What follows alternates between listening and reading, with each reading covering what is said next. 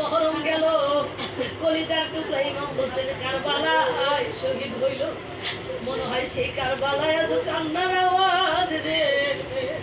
ফোরাত নদীর পানি কত বনের পশু খাইলো রে, কত গরু ছাগলে খাইলো রে, আমার নবীর বংশ পানি পাইল না, পানির জন্য হারাইলো রে আল্লাহ।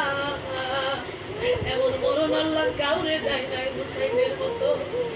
বাবার বলে রে, এবার আমার নবী বলার পরে আয়েশা আর উম্মে সালমা কাঁদতেছে, তবু নবী চাদরে ডাক দিল না।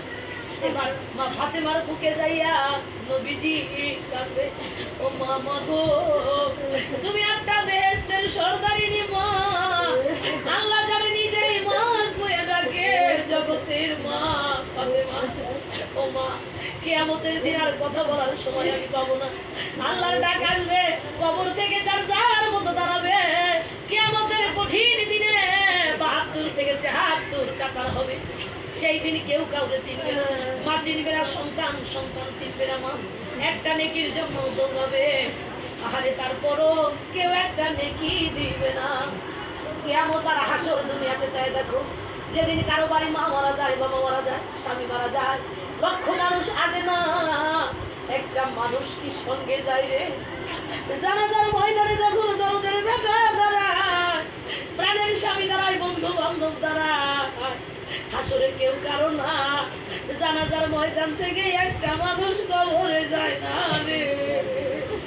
আরো কি হাসর দেখতে হবে রে, আরো কি কিয়ামত দেখতে হবে রে। আদরের বেটা যায় রে, মা তো কবরে যায় না।